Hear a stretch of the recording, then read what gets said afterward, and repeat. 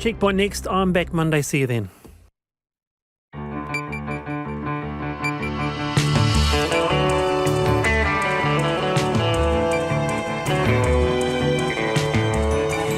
Whakarongo mai koe ki te reo irarangi o Aotearoa. This is Checkpoint on RNZ National. I'm Lisa Owen. Haere nei, all aboard the most expensive public transport project ever, light rail to Auckland Airport. So who's picking up the $14 billion bill? Well, maybe you. The Transport Minister joins us live. The country's biggest rowing regatta heads south to avoid COVID. Speaking of rowing, the goat in a boat's top dog again and not done yet. Lisa Carrington on her plans for the future. And has the red light really put the brakes on any big sports events? The number of sound splash Omicron cases is expected to swell, so we get some expert advice on staying safe if you're mixing and mingling this weekend. And Cool Runnings, the sequel. The Jamaican bobsled team hits the Winter Olympics. RNZ News at 5. Good afternoon, kia ora tātou, ko Evie Ashton tēnei. The National Party's calling the government's light rail plans a dream that, if it even gets built at all, will far exceed the budgeted cost. The government's chosen to build a half-tunnelled, half-surface route from the city centre to the airport at an estimated cost of $14.6 billion. National's transport spokesperson, Simeon Brown, doesn't think it'll ever happen. What they've put in front of Aucklanders today is just another pretty graph with another line between the CBD and the airport without any thought to how they're going to deliver it, how they're going to fund it, and how they're actually going to get spades in the ground. This government doesn't know how to deliver things. Auckland's mayor says the city's ratepayers won't bear the total cost of the light rail project announced today. Phil Goff says that because it's a project of national significance, the council will chip in, but the government will pay for most of it. They may provide rail and we would meet the cost of the station. So Auckland Council would make a contribution, but the core cost of the light rail system is a project of national significance that can only be met by government itself. It's also been announced that work on plans for a second Auckland harbour crossing will begin this year. Today's number of new community cases of COVID-19, 105, is the highest for nearly 4 weeks. 15 of today's cases have so far been confirmed as the Omicron variant, which brings the Omicron case total to 105. The Ministry of Health says Omicron is now in Auckland, Waikato, Bay of Plenty, Taranaki, Mid-Central and Nelson, Tasman. Dozens of other new locations of interest announced today include Auckland Airport's domestic terminal food court and a polo event in Mount Maunganui on Saturday. A parent of a child who's tested COVID positive fears upwards of 50 students at an Auckland high school who attended the Soundsplash Music Festival in Waikato last weekend could be infected. Health experts are warning it could be a super spreader event that may have seeded across the country. Tiffany McIntyre, whose son tested positive after attending, says 10 Takapuna Grammar or TGS students have now tested positive too. All of the friend group went, most of the kids go.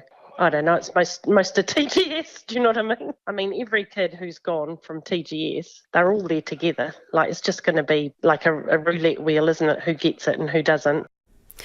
America's top infectious diseases expert says a new mutation of the Omicron variant doesn't appear to be more transmissible.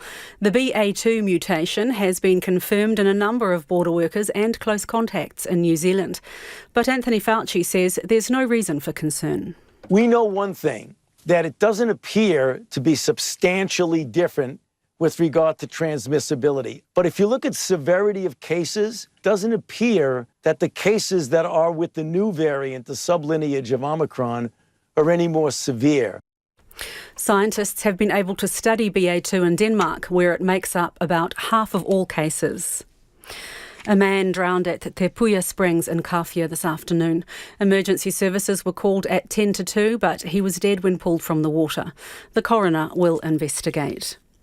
And the death of an Auckland man in Raglan on Wednesday is now a suspected homicide following a post-mortem. Sam Ollie reports. Residents found 42-year-old Jade Puirakina dead in his vehicle outside a property on Wednesday night. Detective Inspector Graham Pitcairnley says police are piecing together Mr Pui's movements on Wainui Road between Raglan and Mānui Bay on Tuesday night. In particular, they would like dashcam footage and are seeking sightings of a white Mitsubishi Lignum.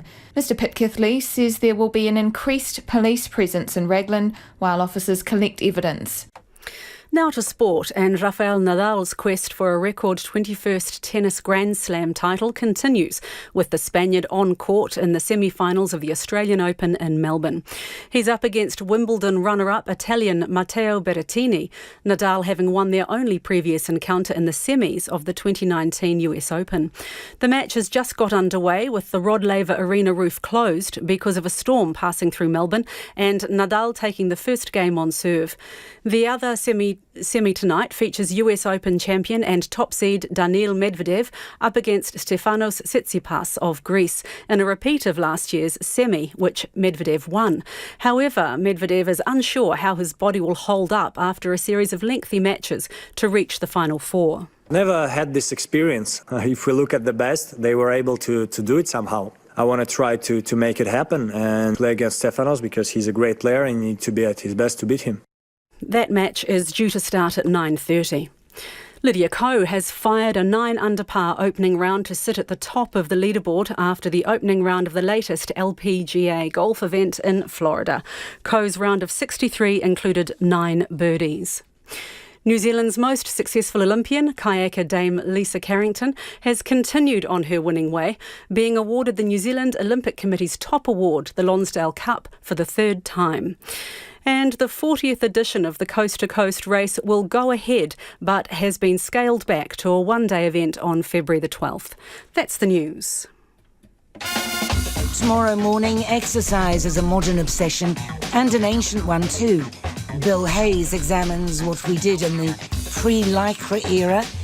Rebecca Johnson spent 5 years at one of the longest protests in history, the Greenham Common anti-nuclear camp, where pacifism and feminism were inextricably linked. And R.I.P. Magawa, the hero rat who found over 100 explosive devices in Cambodia. Now that's rat testing. Ko Kim Hillaho, join me tomorrow morning from 8 on RNZ National. We're funded through New Zealand On Air. You're back with Lisa on shortly on Checkpoint. Right now, the very short forecast from Met Service to midnight Saturday.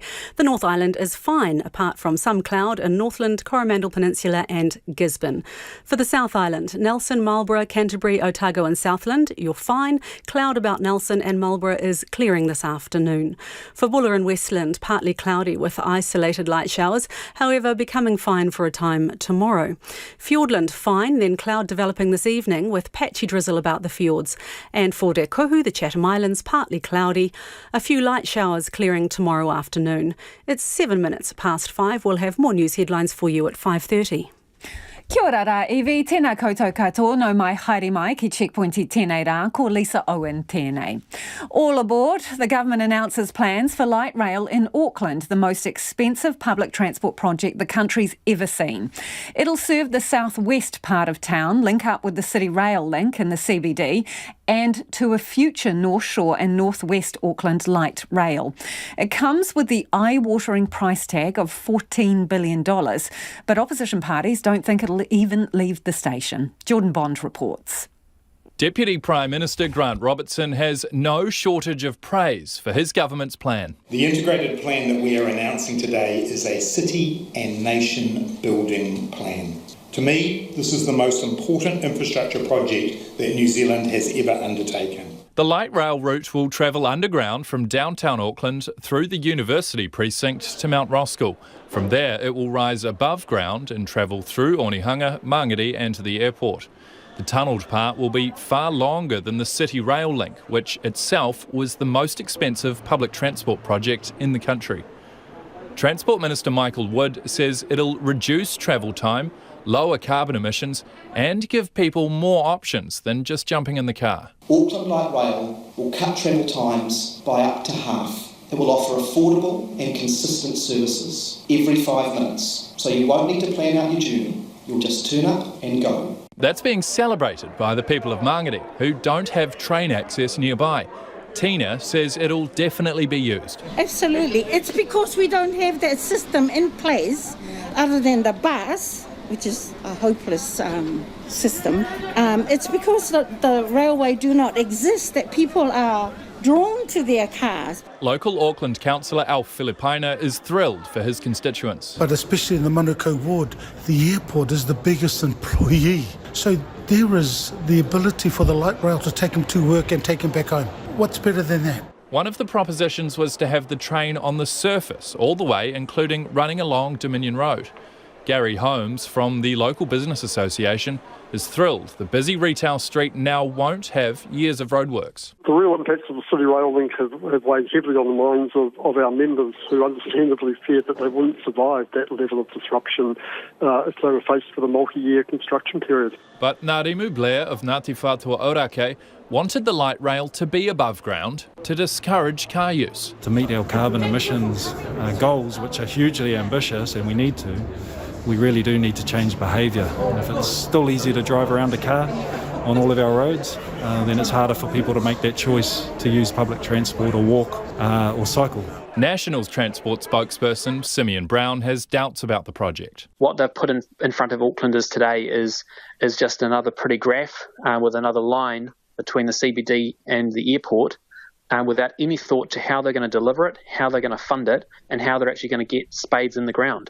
This government doesn't know how to deliver things. With Auckland's population set to hit 2 million people over the next decade, Grant Robertson says it's crucial the city grows sustainably. We're not going to make the mistake of previous governments and scramble to build infrastructure when it's too late. This investment is about making sure that Auckland can flourish as it grows. The government also announced it will bring forward key decisions on a second Waitemata harbour crossing to next year. The Auckland Light Rail is future-proofed, meaning it can connect right into that second harbour crossing and to future North Shore and North West rail lines. Well, joining me now is Transport Minister Michael Wood. Kia ora, Minister. Kia ora, good evening, Lisa. So, $14 billion plus price tag, break it down for us. How much of that is going to be paid for by tolls, taxes or targeted rates? What we've confirmed today with the investment in Manukau City Centre Light Rail is that we know that this will require a significant Crown investment. We're continuing to work with Auckland local government to work through what their contribution to the project might be. And we have also confirmed today that value capture will be a part of this project. That's where people who might make significant financial windfall gains also make a contribution, and that's common in overseas projects. So the light rail unit's estimated that could be $2 to $3 billion of the total contribution over time. So value capture is, well, a targeted tax? It can be done in different ways. Sometimes it's done in overseas places by a targeted rate. Sometimes it can be done on the realisation of gains, and there are other mechanisms as well. What we're saying is that at the we will be moving forward with value capture. At the next stage, we'll be engaging and consulting with people about the best form to make sure that it's fair and meets the purposes of this project. Okay, so about $3 billion potentially is going to come from that. So in practical terms, can we just talk through an example? If you own, let's say, an ice cream shop along the route and you're a couple of 100 metres away from one of the train stops, are you going to pay? And realistically, how much? That would be very unlikely that would be the kind of situation that we were dealing with. We're most likely to be focused on those who might be making significant transactions, seeking to make major gains from the lift in value that this project will create. So give me an example, Minister. Just give us a working example here. I'll give you a working example. Someone might, on the back of this announcement, think to themselves, boy, oh boy, it will be good to buy up some land along this corridor because its value is going to be vastly increased in 5 to 10 years' time. Now, we think it's fair and equitable that given that value increase will be because of a big lot of public investment, that there might be an appropriate way of that person contributing to the outcome that we receive. What happened to no new taxes? Well, firstly, Lisa, as I said, we haven't confirmed how we'll do this. Secondly, we're talking about a project, the construction of which will start in a number of years' time. But you have said you like to call it value capture. Sorry to interrupt, Minister, but you do like to call it value capture. But that in real terms is a toll, a tax or a targeted rate or something similar. So that's a new tax, isn't it? It's a value capture tool which is very common in these projects, and I think most Kiwis would understand, given that the taxpayer and the New Zealand government will be putting a significant contribution into this, that if someone was making a large gain, a large private gain out of all of this public investment, it's not unreasonable to expect that there might be a contribution. That's generally how these projects work overseas. But do you we'll work on it do you carefully accept that you're imposing a new tax or levy when you said you weren't going to do that? No, because there'll be absolutely nothing that occurs in this term, and we still haven't determined exactly what we'll do. We'll be consulting and engaging about the next steps. Okay, so are you looking for other private investment partners to come up with the balance of that money, or is it all going to be borrowed money or from government coffers, the balance? No, Cabinet made the decision a wee while ago that this will be a public service-led project. There'd previously been a PPP proposal. There were challenges with that, and we made the decision to take it forward as a public service delivery project. Bear in mind that however you fund it, even if there's a PPP structure, ultimately you have to pay for what you're getting. It's just done in a different way at different times. So no, it will be a public service-led project. As the Minister of Finance said today, that will require a significant investment. But look, we've been failing to make these investments in Auckland for 50 years. That's why we have the problems that we have. And we think it's time to stop kicking the can down the road. Okay, you're avoiding Dominion Road here with this particular route in terms of disruption. Why have you steered away from there? Well, we've determined today that we will move forward with the tunnelled light rail option, which means that we will tunnel from the city centre to Mount Roskill rather than going along the surface. We've said with that precise route, we're confirming a new stop at the university. There'll be a stop at Aotea Centre to connect in with the CRL. There'll probably be a stop around Kingsland to connect in with the Western Rail Line. Between there and Mount Roskill, because we're tunnelling, we have some flexibility about where the route goes exactly. It doesn't actually have to follow Dominion Road or Sandringham Road exactly. We're going to do a bit more work to make sure that we line up the stations with where we'll get the best benefit for the community. And that'll be strongly linked into where the new housing goes. Was that decision largely influenced by a very vocal group in Dominion Road who did not want the disruption to business? No, our decision has primarily been influenced by future-proofing Auckland, by having a project that has significant capacity to take us through for a long period of time. That's what we've avoided doing in Auckland for a long time. We keep making short-term decisions. This is about significant capacity to see us through for the next 50 years plus, and it's about a linked-up network, so bringing in that North Shore connection that we're bringing forward and integrating with this project as well. Okay, and if you want the capacity to do that, you have to tunnel effectively to get 5-minute frequencies and to cater for the huge numbers of people who will use the service. But also it will help to reduce disruption, which is a good thing. In terms of the whole linked-up service, the second harbour crossing, will the train go over that crossing? What we've confirmed with the alternative Waitemata crossing today is that the indicative business case work is going forward. Later this year, we will be consulting with the public about the core options, and then we'll be making the decision next year on how we take that forward. So you don't know at this point if the train will go actually over the harbour with the second crossing? What I just say is clearly what we know from the volumes that we'll be dealing with, the huge growth on the North Shore, we're going to need a high-capacity form of public transport. And when you start to look at that, it's likely to be a light rail type option. But we want to make sure we do the business case work first. We put that in front of people. We do consult with the community and public about a very significant step for Auckland. But we're moving forward with that fast, and that'll happen this year. Is it going to be tolled, the second crossing? We do not expect to be tolling public transport routes. You will be aware that separate to this piece of work, we are investigating and the option of road pricing in Auckland. That's something that the Parliamentary Select Committee unanimously agreed should occur across parties, and we're consulting on that as part of the emissions reduction plan, but it's separate to this proposal.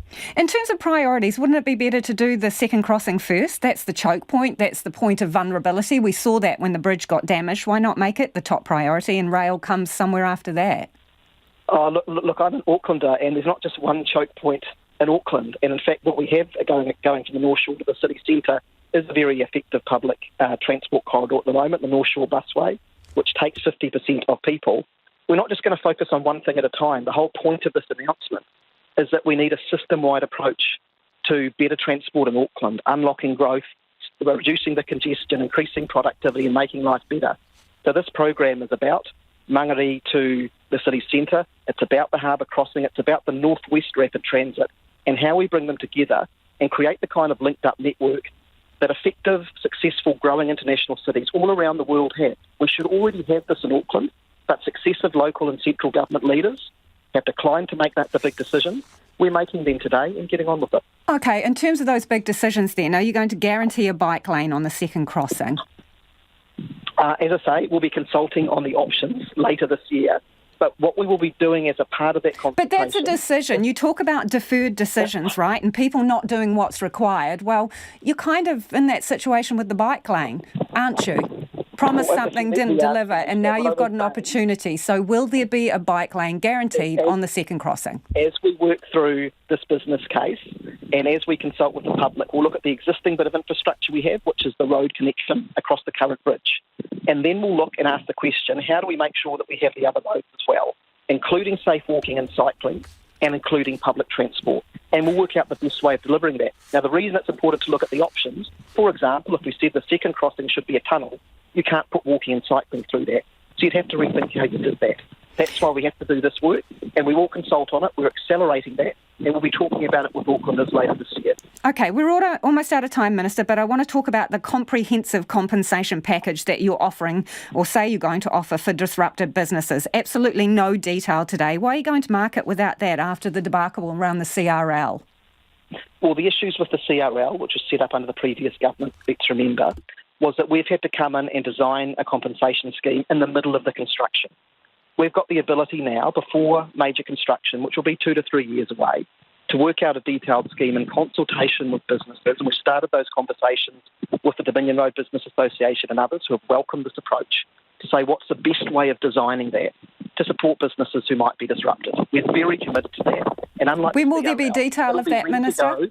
It'll be ready to go before the construction starts. So you say construction starting 2023, so you're going to have that package ready to roll before then? We've said that early works will be starting in 2023. Main construction will likely be a little bit after that. And yes, we will have a compensation scheme and disruption package ready before there is disruption to those businesses. Appreciate your time this evening. That's the Transport Minister, Michael Wood. Homai o whakaro, we would love your feedback. Nō reira ānei nā kaupapa mō te hōtaka nei. Are you happy to see this project go ahead? Is it your top priority, or would you prefer a second crossing? Let us know your thoughts, and what do you make of the levy? Value capture is what the government is calling it. So a levy or targeted rate for people who will benefit from this route to the airport. Pātui mai, text me 2101, tweet us at Checkpoint RNZ, or you can email checkpoint@rnz.co.nz. It is 22 minutes past 5. Kia ora rawatu mo te whakarongo mai. E haere ake nei, coming up, some advice on how to prepare for home isolation. The number of Omicron cases in New Zealand is expected to swell as test results come back for people who are at Soundsplash. One parent reckons more than 50 students at an Auckland high school could be infected after attending the festival held over 3 days at Mystery Creek last weekend.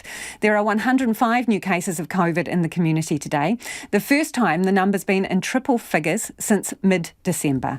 Anei te kai repoata Alice Stewart. When Tiffany McIntyre's fully vaccinated son returned home from Soundsplash, she thought he was just tired from the festival.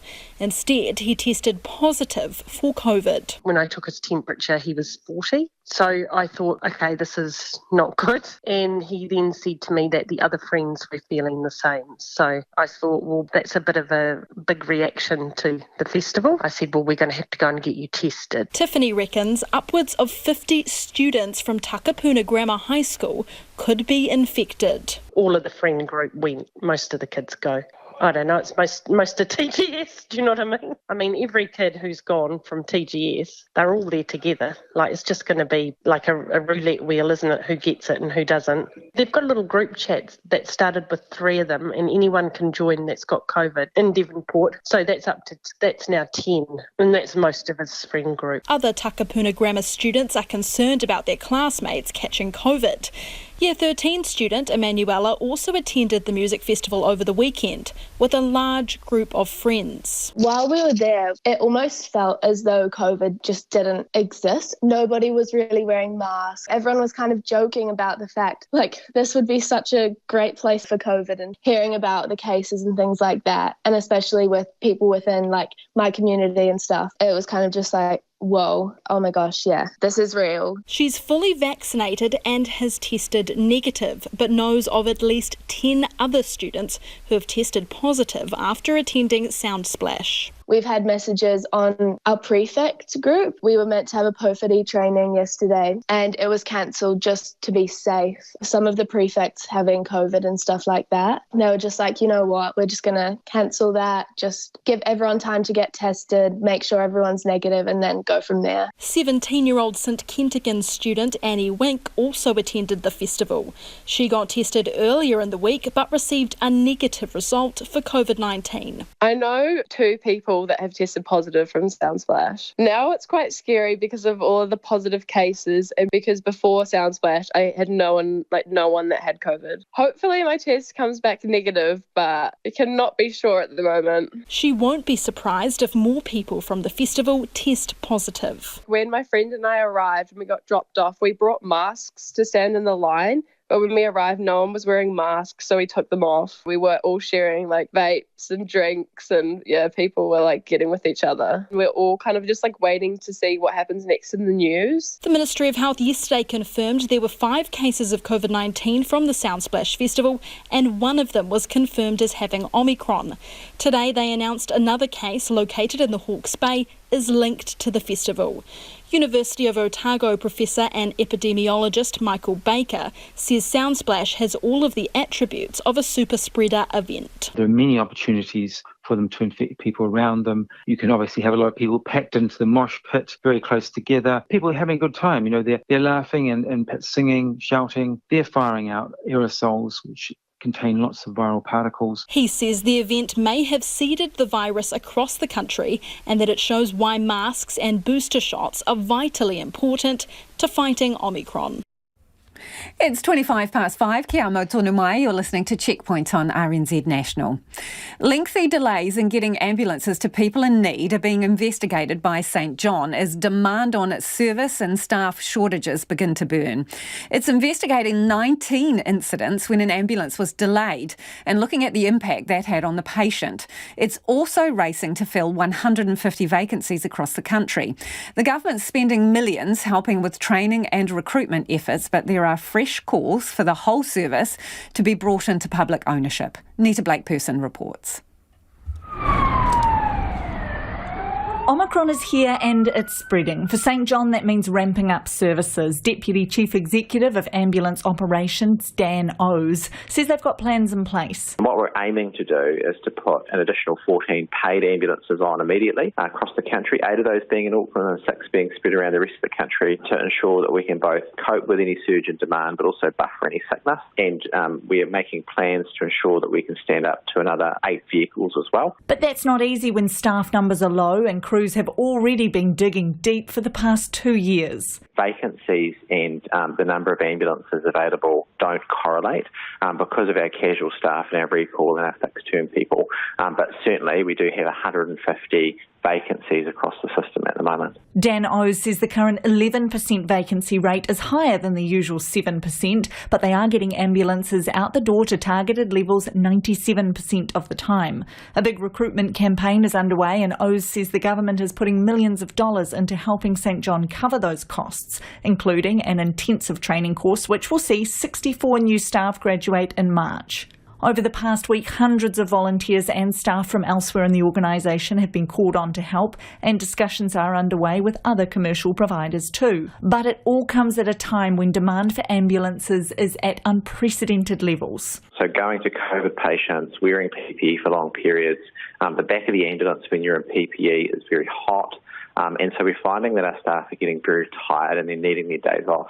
And so that's contributing, obviously, to it being more challenging to get staff to come back and do recall. And with staffing struggles, there have been delays. St John is investigating 19 incidents to determine whether a delayed ambulance response contributed negatively to a patient outcome. 2 of those involve call-outs where patients died before St John arrived. I have to admit that I haven't been aware of that volume of concerns from staff previously. Yeah. First Union Ambulance Coordinator Faye McCann fears St John isn't ready to deal with the Omicron outbreak. There are big concerns about the state of the service. Staff are already reporting that they're burnt out, and this is before Omicron has even hit. With paramedics recently becoming registered, she says many are finding work elsewhere in the health sector. For example, the starting rate for an ambulance officer is below the living wage. You can be working 14 hours with only a 30-minute break. There's a lack of recognition for unsociable hours, with the rate being significantly lower to others in the healthcare industry. McCann says it all points to a service which needs to change the way it operates. The ambulance service is run by charities. There's no other essential service that would be run by a charity, and I think that causes a lot of issues in itself. The Ministry of Health says it's been working with the ambulance sector on surge planning for COVID, and providers are looking to draw additional staff from a number of different sources. The Health Minister Andrew Little has been approached for comment. As Omicron cases increase, health authorities are warning people need to be ready to isolate at home and manage symptoms if you come down with COVID. So what needs to go into a COVID care kit? Our reporter Louise Tanuth and camera operator Marika Habazi went to find out. We're at Unikem Pakuranga, and pharmacist Vicky Chan has been inundated with questions about what to include in a kit to keep at home. So what are the crucial items to have? So the main thing I would say would be anything to bring down the fever and as a painkiller as well. So paracetamol will be something that we usually have on hand, and kids will usually have some Pamo already. Anti-inflammatory like ibuprofen or Nurofen can really help with really high fever as well. So alternating between paracetamol and ibuprofen can be quite a good option. We tend to get quite a bit of sore throat like from the COVID infection. So anything like these sort of lozenges that has got sort of that antibacterial, sort of inflammatory, and even a bit of a numbing sort of properties helps. With the Omicron symptoms, we're seeing a bit of nausea and vomiting and diarrhea. So I think the key would be to have that rehydration sort of preparation ready. So anything like the hydrolyte, but even like coconut water or something basic like that helps to sort of rehydrate your body back. Good, simple digital thermometer for adults, but I guess it's sometimes a little bit trickier to measure using those digital thermometer on kids. So if we can, maybe an infrared sort of non-contact sort of thermometer would be a good option as well. There are some extras which aren't necessities, more nice to haves. An oximeter, which helps to measure the oxygen in your blood, and anti-nausea pills. In the last few weeks, shelves in supermarkets and pharmacies have been raided as people prepare for the next phase of the pandemic. But Vicky says there's no need to panic buy. If we're all panic buying, someone is going to miss out. So I think my advice is be sensible, check off what you have got at home, take off the missing elements, come and replenish them. If we do it sensibly and rationally, there will be plenty of stock. She says people should prepare for whatever they'll need, isolating for a few weeks, and ask for help. Have that emergency plan sort of communicated between the people that it's going to give you some assistance in terms of supply or meals or even any sort of even emotional support. The last 2 weeks have been some of the pharmacy's busiest, with boosters and children being vaccinated. She says now is the crucial time to start thinking about how your household will navigate an Omicron infection. Being prepared is the most sort of key sort of message I want to sort of bring across. Some good advice as the country gets ready for Omicron.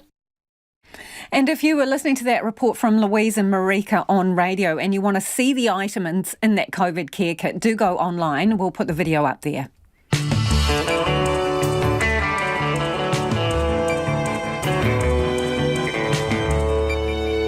Kia ora, e te iwi e Hariaki nei e a checkpoint, how to minimise your risk of catching COVID.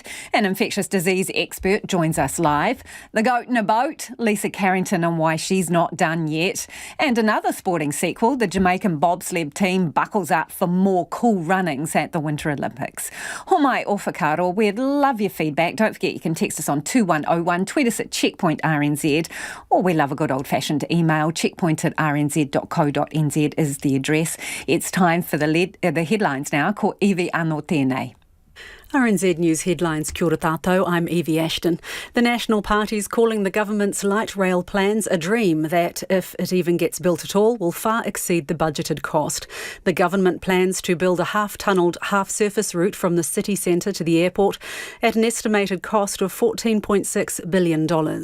Auckland's mayor says the city's ratepayers won't bear the total cost of the light rail project. Phil Goff says that because it's a project of national significance, the council will chip in, but the government will pay for most of it. The number of new community cases of COVID-19 is up to 105 today, the highest daily total since January the 2nd.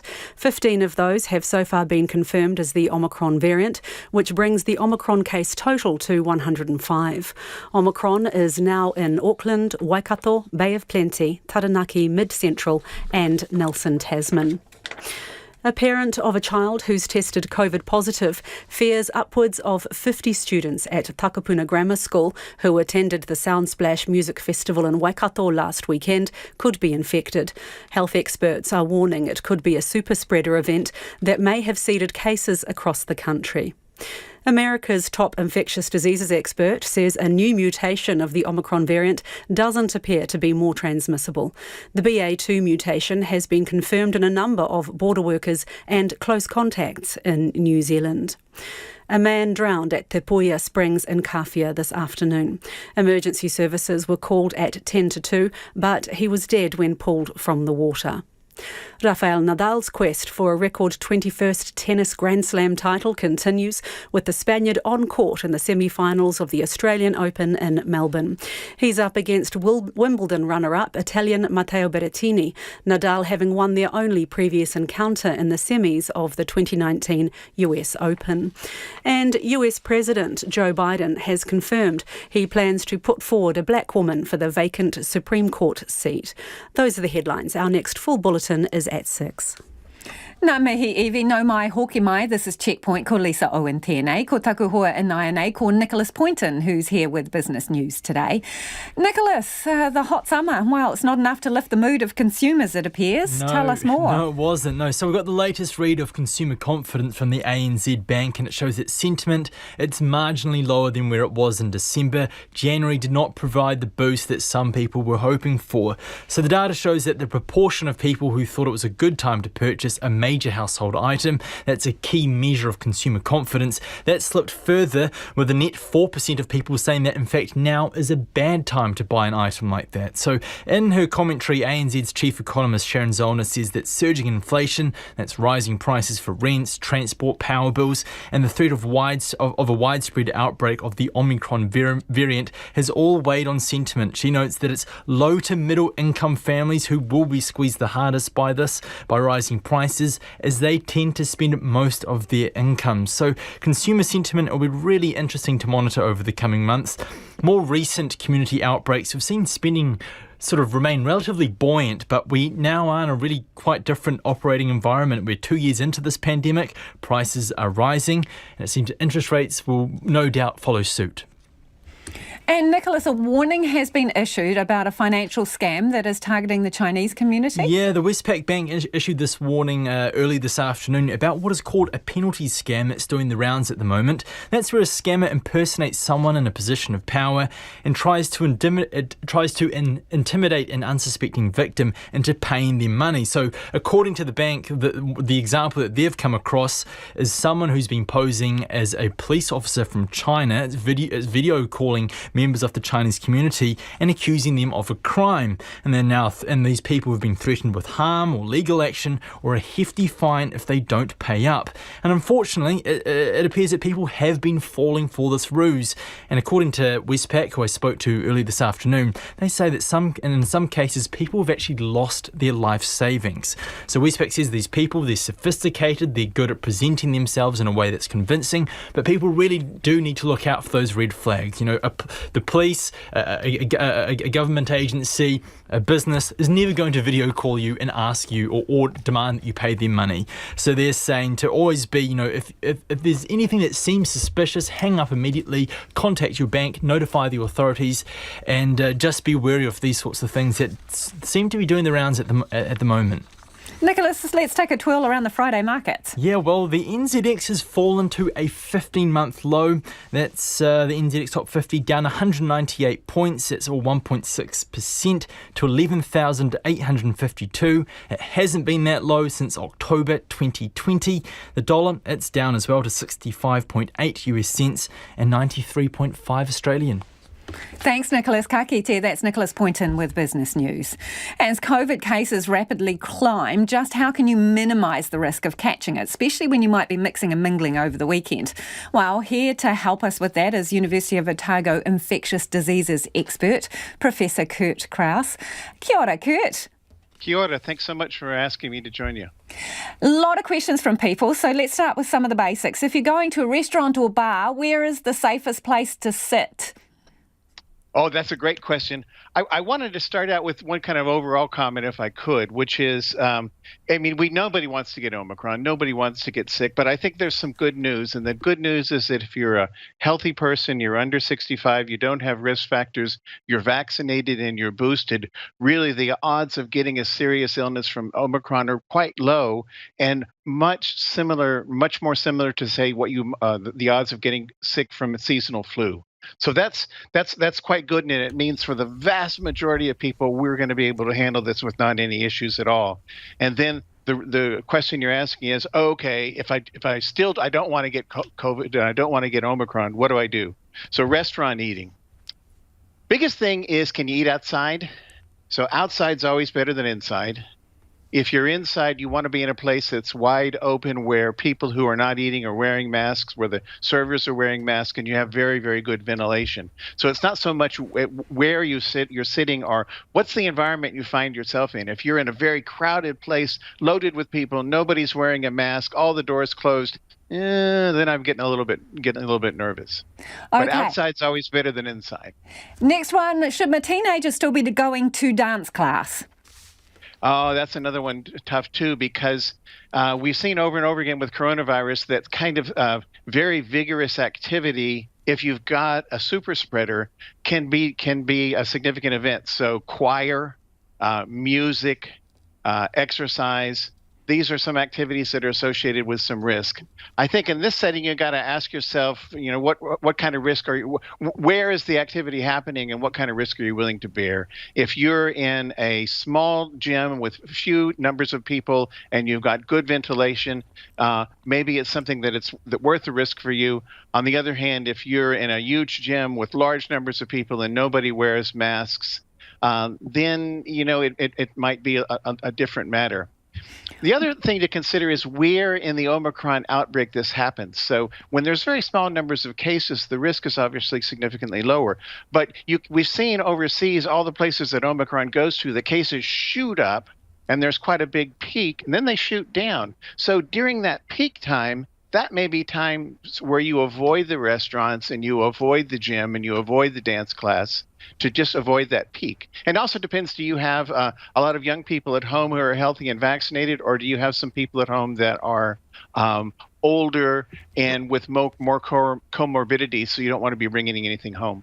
What's a basic checklist in terms of having people come into your house? You might have a dog walker, you might have tradies coming, a cleaner, and then also there's guests. What sort of checklist should be going through when these people are coming into your house or you're inviting people in?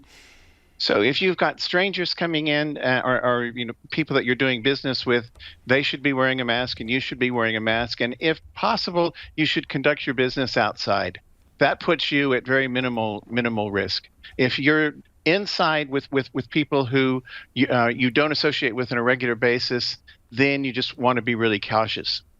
The friends is another sort of tricky issue too, because if you're inside for a very long time with a large number of friends it's going to be unlikely, it's going to be hard to convince people to keep the mask on. Can you switch all the activity outdoors?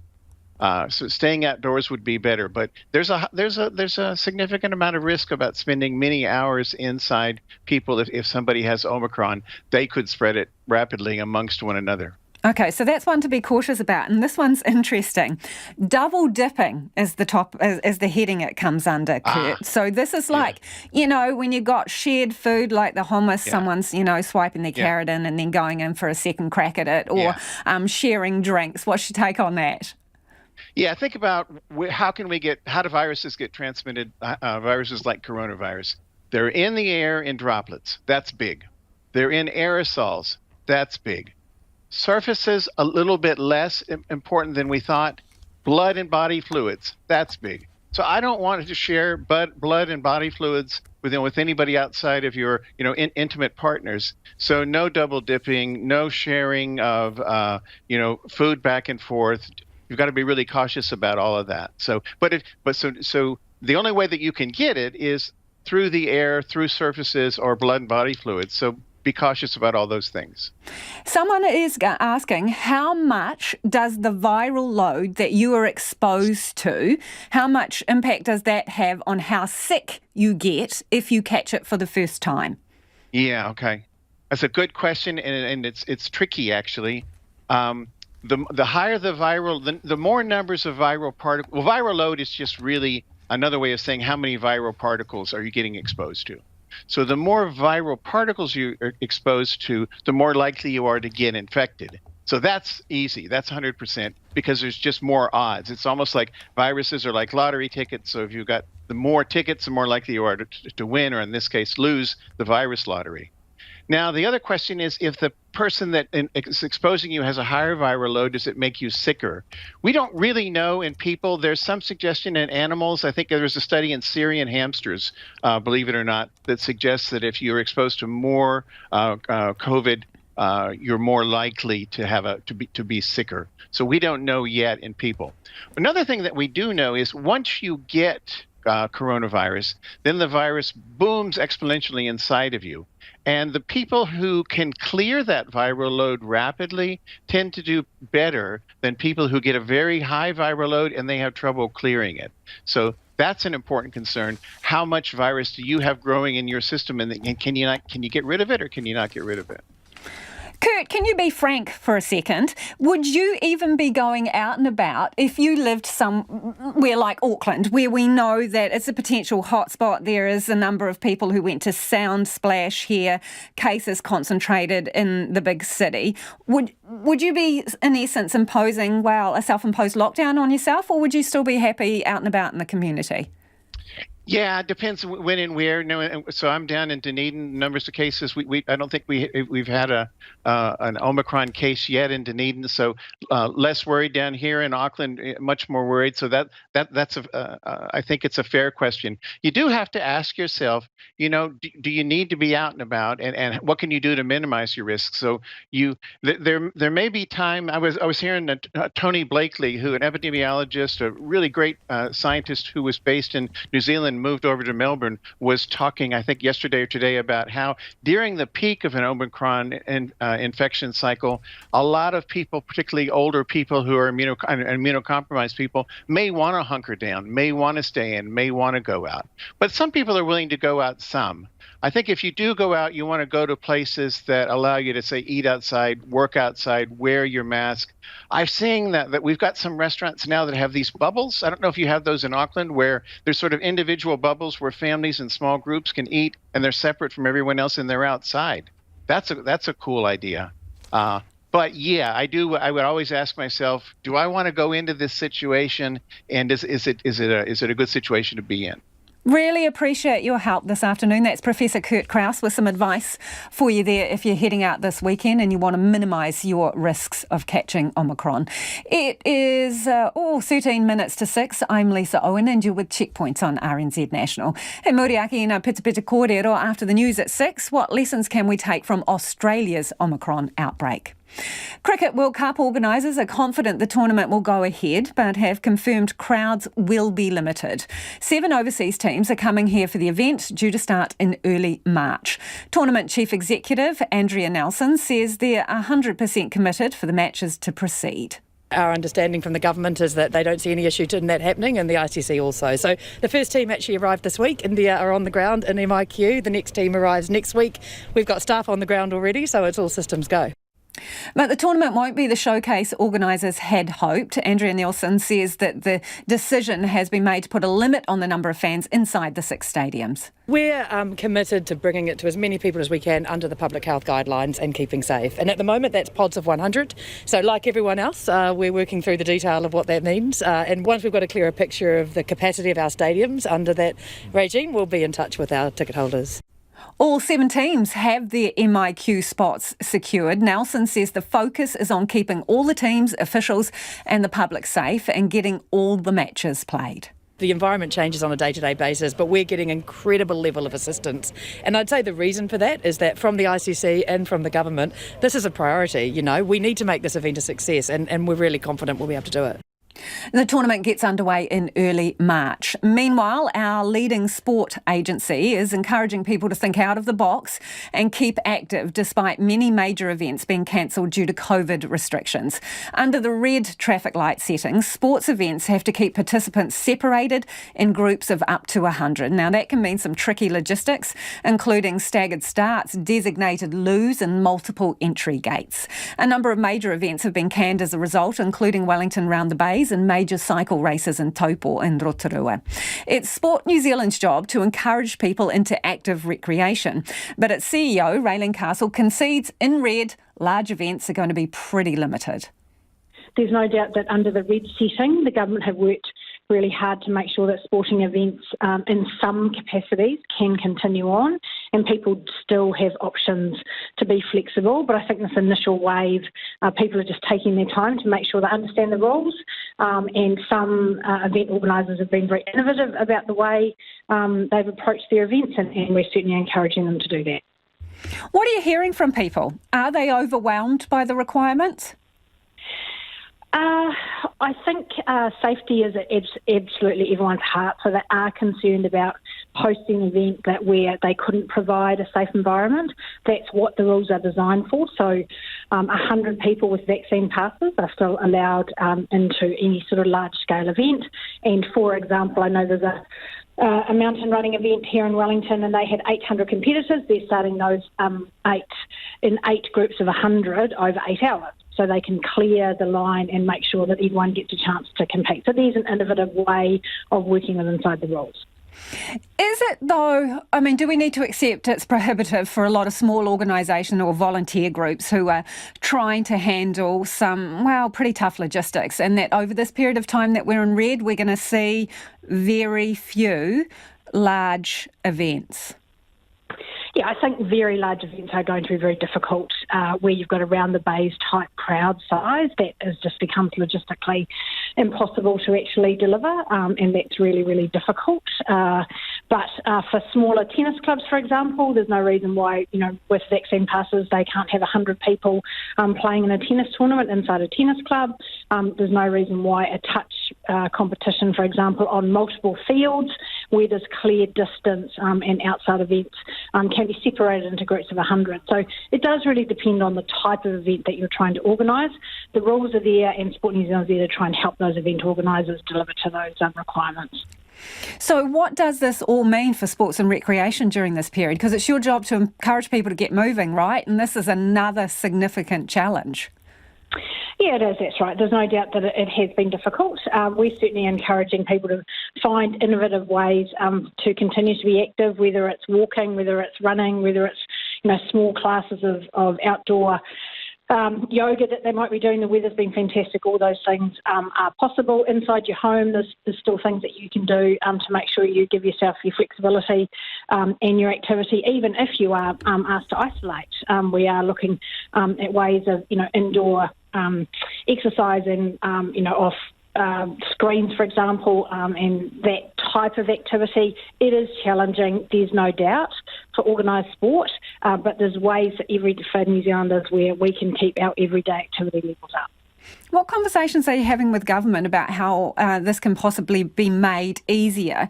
And one specific example I'm just interested in is the 100-person limit, right? That's for inside and outside, and we know that there's a different risk profile between the two locations, inside and out. So are you having any conversations with government about adjustments to these rules or about how this can be made easier? Well, we are, and that's our job is to advise government to make sure that we are doing all that we can to support the sector. The reality is for outdoors, if you think about a field where there's multiple rugby pitches or cricket pitches or football pitches, then they can be individual groups of 100. So that does mean that actually in outdoor, in reality, even though it's 100, you can actually manage that much more carefully. Spectators need to be a little bit more cautious about how they gather together, but certainly at a participant level, there's no reason why you couldn't have a whole field of touch games going on or a whole field of football games going on. Raylene, are you advocating for any specific adjustments? Not well. I think as the government's communicated, you're working through the different stages of Omicron as it happens, means that those things change as we go. So we know where we are at the moment. The health and wellbeing of New Zealanders is absolutely the focus, and we'll continue to keep the Minister up to date of how difficult sports are finding it in these environments. But we believe certainly outdoors we've got really good flexibility at the moment. So in terms of how difficult they are finding it right now, on a scale to 1 to 10, 10 being absolutely prohibitive, where would you put the number? Yeah, I don't really think it works like that, Lisa, though, because I think across a whole lot, like swimming pools, for example, swimming pools are still open, they're checking vaccine passes. There's literally, you can have more than up to 100 people you can have 100 people inside that environment. So, there's something that continues to go ahead. I think these organised events that have large-scale gatherings are where we're finding it most challenging at the moment. And do you think there needs to be more leeway for those events? Well, I think that's a constant conversation, because until we actually understand the impacts of Omicron and how the spreading actually happens, and we know how contagious it is, the health of New Zealanders has to be at the most important point, because the rules are there for that reason. You don't want to be an organiser that organises an event that sees a super spreader event, for example. That's why the rules are in place. Health has to come first, and then with that in mind, then we're focusing on physical activity. Raylene Castle there from Sport New Zealand. Let's head to Kinipuru Sound in Marlborough now, where farming has taken a nautical turn. Since a storm caused significant damage to the roading network over 6 months ago, farmers have become dependent on using barges to shift tens of thousands of sheep and cattle and bring in farm supplies. But they say relying on the barge is not sustainable long term, and they're wanting a clearer picture of when road access will be restored. Here's our rural reporter, Maya Burry. Thank you for calling Johnson's Barge Service Limited. Please choose from one of the following options. The phone hasn't stopped ringing at Johnson's Barge Services in Havelock since road access took a major hit more than 6 months ago. Logistics manager Kim Weatherhead says they've been shifting everything from trucks, trailers, building gear, fertiliser and feed to cargo of the more woolly nature. So up until the storm last year, the Kinipuru Road, the stock trucks were still able to cart in and out of there. So we didn't do very much in the way of stock work for the Kinipuru farmers, but with their road being shut, we've had to resume that. So it's that on top of barging all manner of other things in and out of the Kinipuru.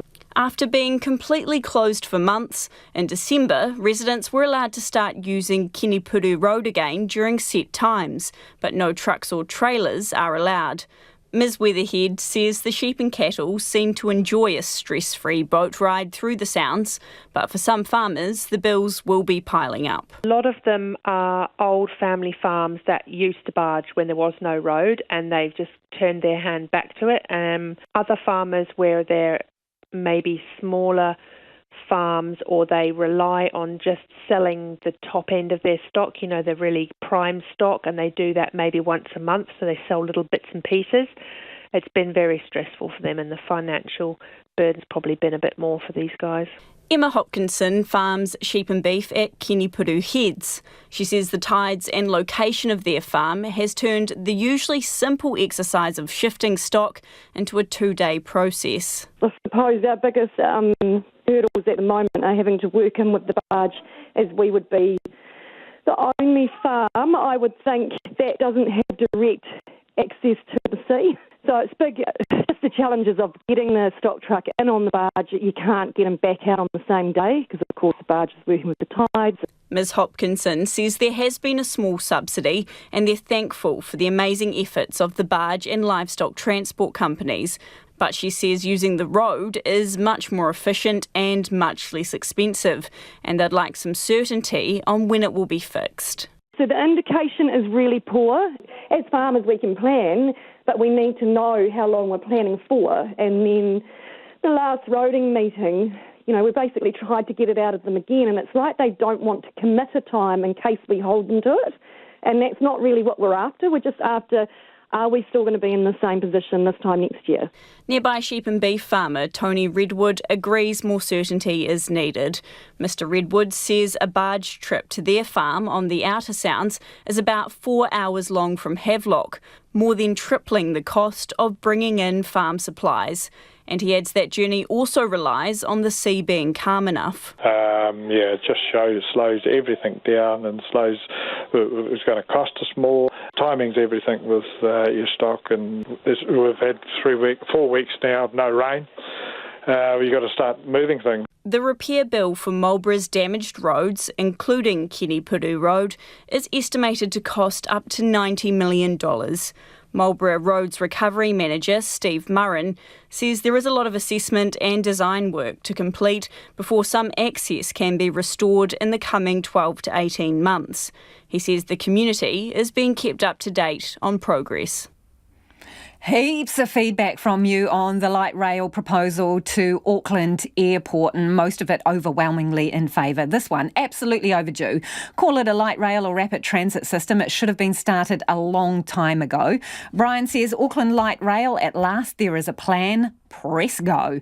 And kudos to the government for making the difficult decision to make long-term infrastructure improvements to our biggest city.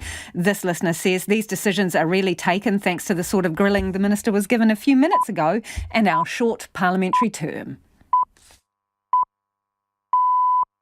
RNZ News at 6. Good evening, kia ora tātou, ko Evie Ashton tēnei. Auckland businesses are pleased the government's not intending to tear up a major retail street in order to build the city's new light rail line. The government's decided to bore underground from downtown to Mount Roskill for half of the route to the airport, in part to avoid street-level disruption. Having a surface rail or tram along Dominion Road had been one option. Gary Holmes from the Dominion Road Business Association says his members were worried about being subjected to disruption similar to that caused by the City Rail link. The real impacts of the City Rail link have weighed heavily on the minds of our members, who understandably feared that they wouldn't survive that level of disruption if they were faced with a multi-year construction period. The Green Party says the government hasn't chosen the best option. Acting Transport spokesperson Ricardo Menendez March says the party would prefer street-level light rail down Dominion Road.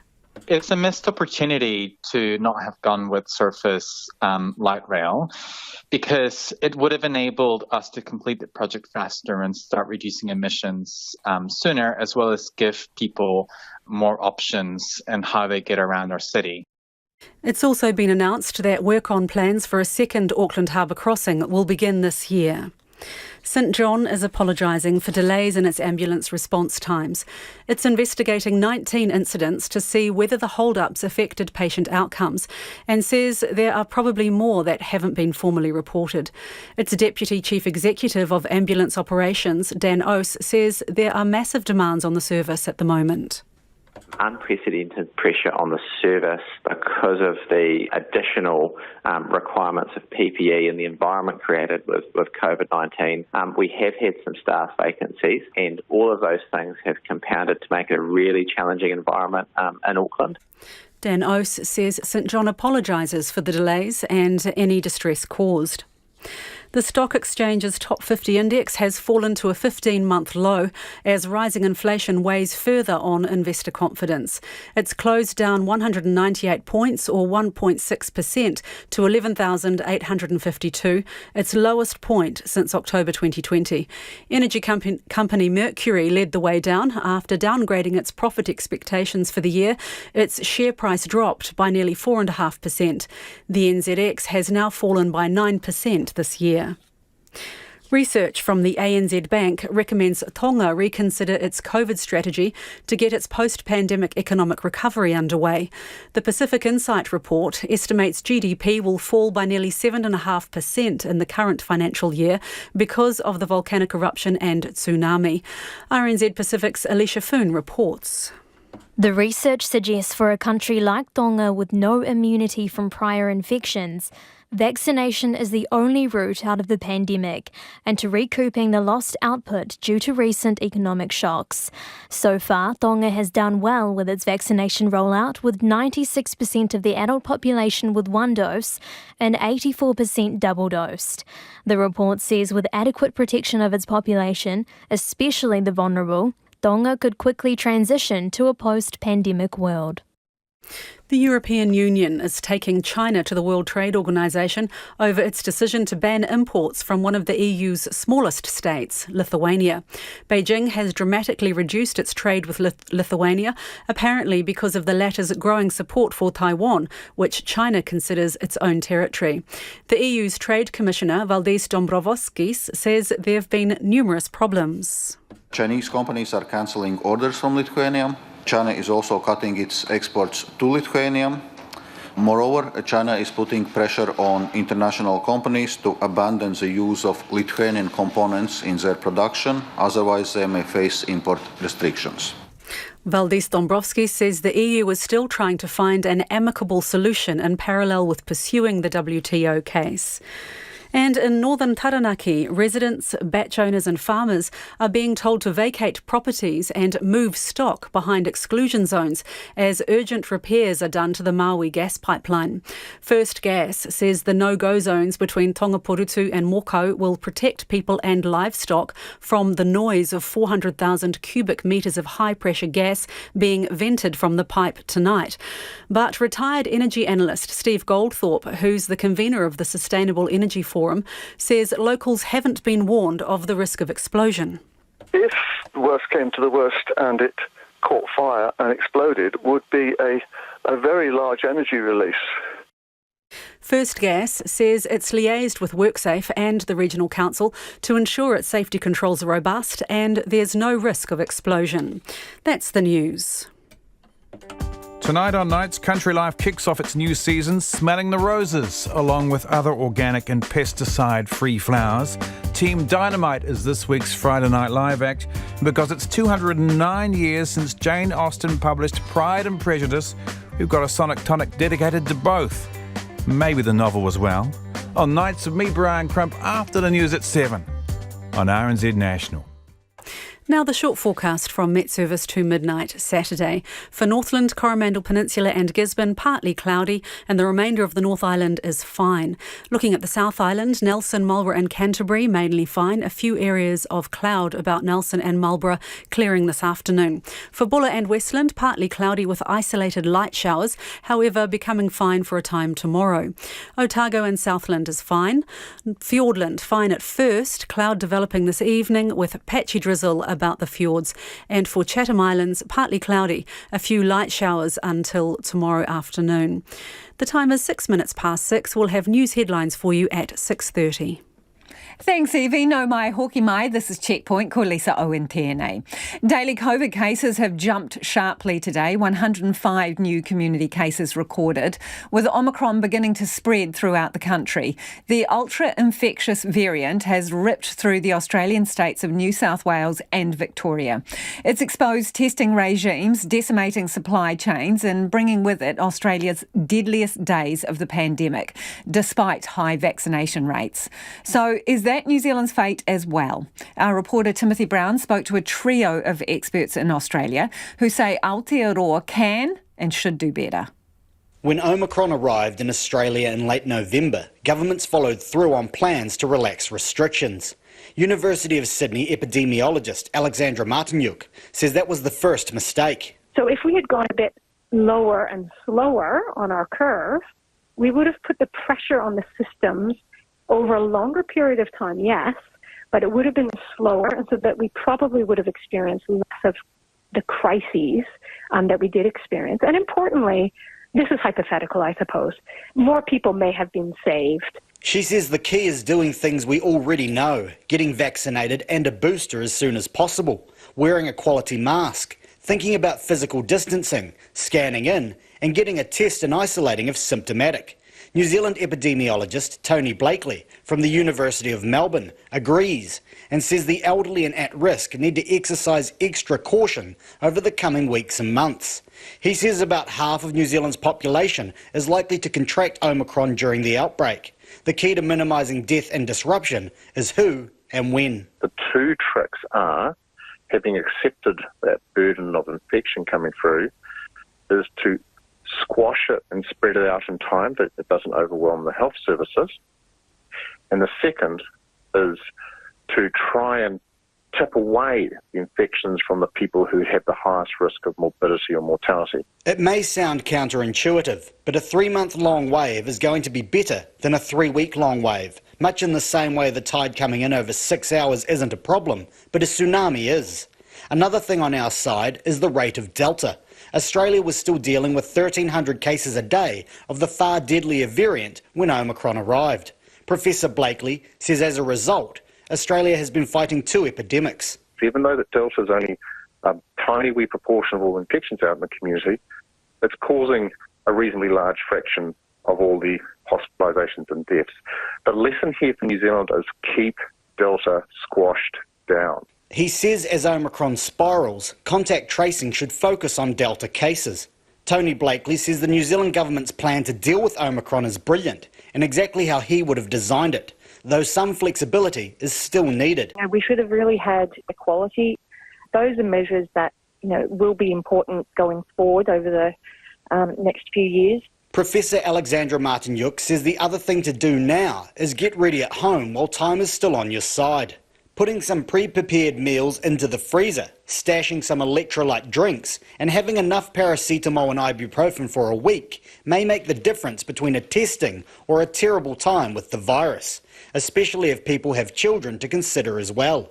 She says now's also the time to do those things to take care of yourself before Omicron is widespread. It's silly, but it's actually quite useful.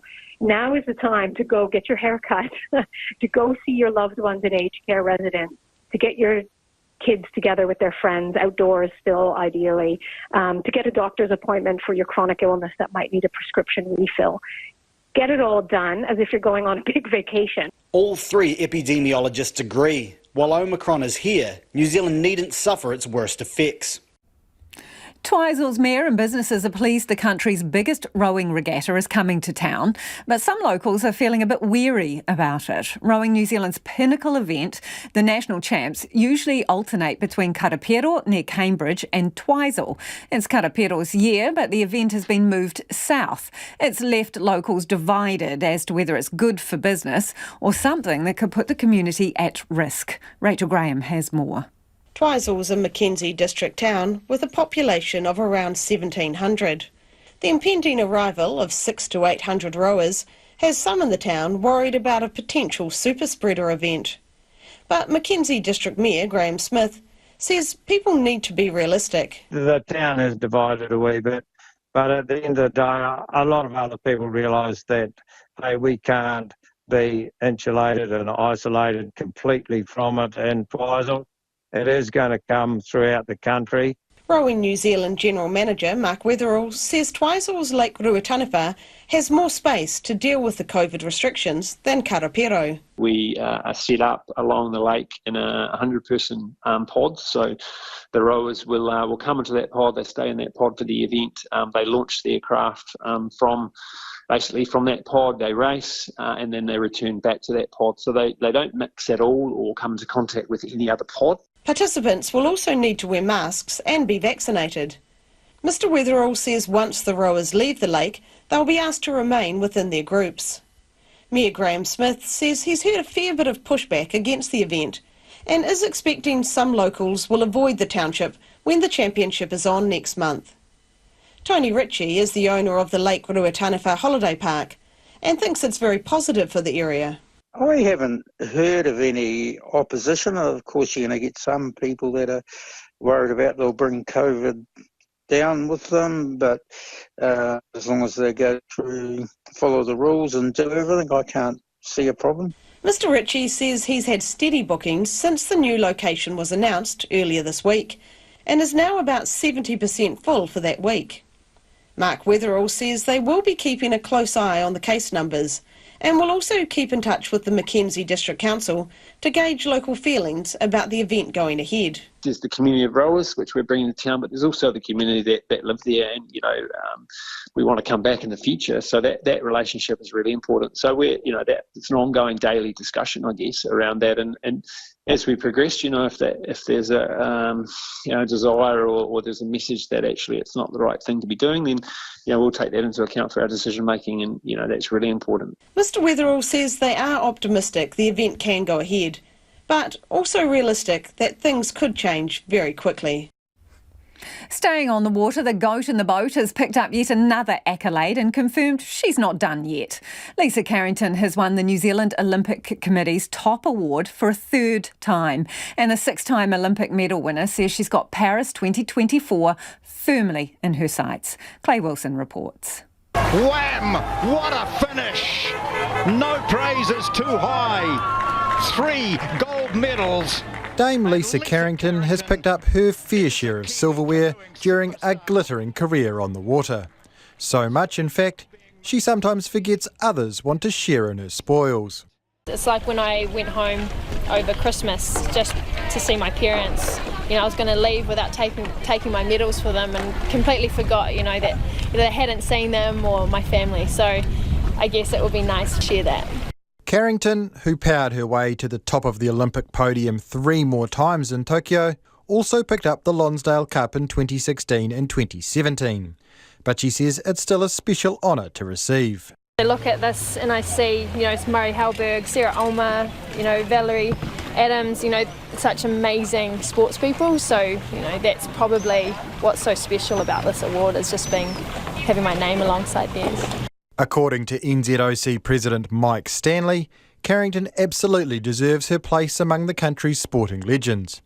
And not just for her on-water success. She's a wonderful role model for young women, but she's also very active in getting around the communities that she's lived in, but also around New Zealand, and making herself available and talking about her experiences. Those experiences now include 3 Olympic Games, where she has paddled herself into history. After winning gold at the London 2012 Games and a gold and bronze haul from Rio in 2016, the 3 gold medals she collected last year make her New Zealand's most successful ever Olympian. And the 32-year-old is not done yet.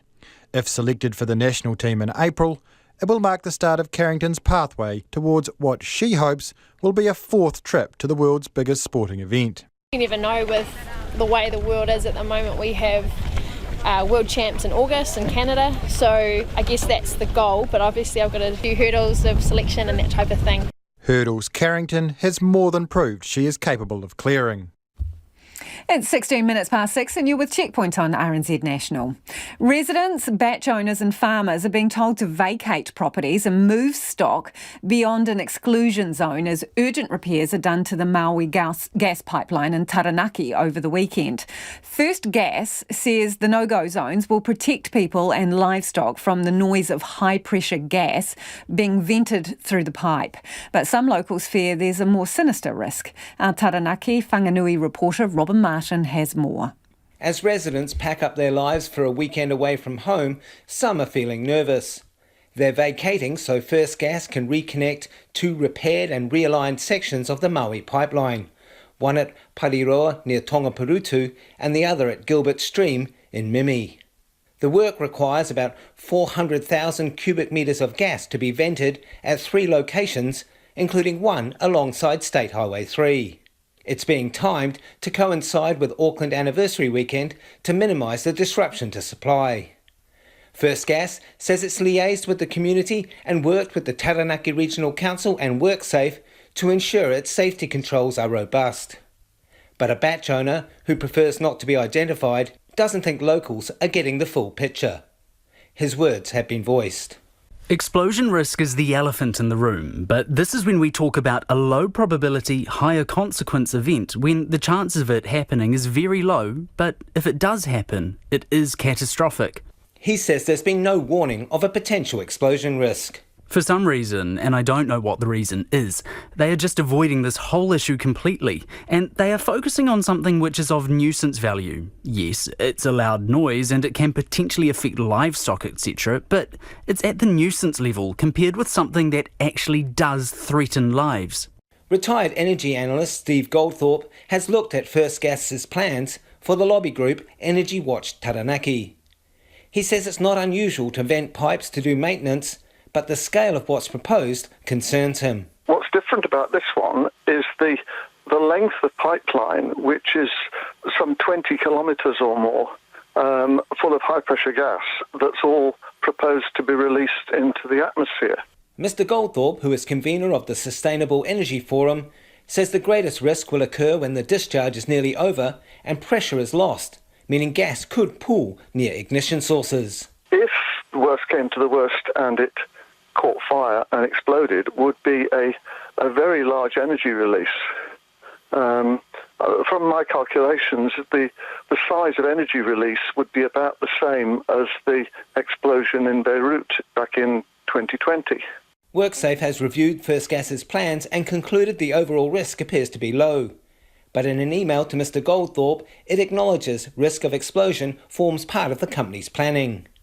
WorkSafe says the risk of ignition from passing vehicles at the Morco compression unit was considered low, explaining why State Highway 3 is remaining open.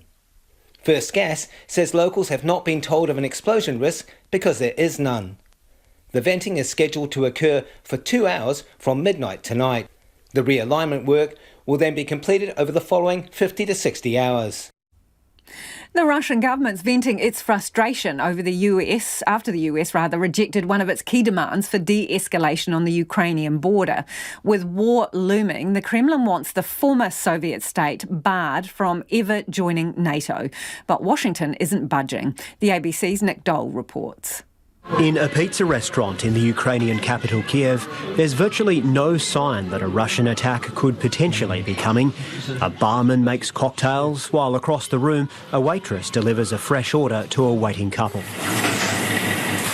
But in the kitchen, the man loading the pizzas into the oven is getting prepared. 27-year-old Denis Dierman is a former Ukrainian soldier. He says if Russia decides to invade, he and many other Ukrainians will take up arms. For Putin's hold on power, it will be a fatal step, he says, because our nation is ready to fight. From every bush, from every window, we will be shooting. Russia's foreign ministry is playing down the chance of an attack, despite more than 100,000 troops massing on the border. Spokesman Alexei Zaitsev says even the idea of war between the two countries is unacceptable. But the foreign minister Sergei Lavrov says the US isn't making the situation any better. Washington has again dismissed Russia's demand to permanently block Ukraine joining NATO. Mr Lavrov says the US does seem willing to negotiate on what he calls secondary issues, just not the ones that count. They handle their obligations as some sort of a la carte, he says. They choose the most delicious dishes from their point of view. In Lithuania, Danish F-16 fighter jets have arrived to bolster NATO's operations in Eastern Europe. Ukraine also now has access to US-made missiles, and the UK has sent anti-tank weapons and soldiers to help with training. Anthony Gardner was the US ambassador to the European Union back in 2014 when Russia annexed Crimea. He says this time the threat of economic sanctions won't be enough, but military aid could make a difference. So many countries are now supplying Ukraine with Javelin anti-tank missiles and drones and armored vehicles and so forth to raise the cost. And I think it has to make Putin think, is this something that the Russian people are going to support? If Vladimir Putin is planning an attack, timing will be key. The Winter Olympics start in a week, and a corresponding conflict could risk upsetting host nation China. And once March comes along, the snow in Ukraine will start to melt, creating a muddy mess that could make any invasion tough going. James Scher is an associate fellow at the Foreign Affairs think tank Chatham House. He says Russia has a shrinking window of opportunity. And if you go beyond February, the logistical challenges of mounting a considerable and devastating attack become progressively less favourable to Russia. Indigenous groups in Central Australia are pleading for lockdowns to try to slow the spread of COVID-19. They say both the local and federal governments are ignoring their pleas, and in an open letter they're demanding greater protection for remote communities. The ABC's Jane Barden has more.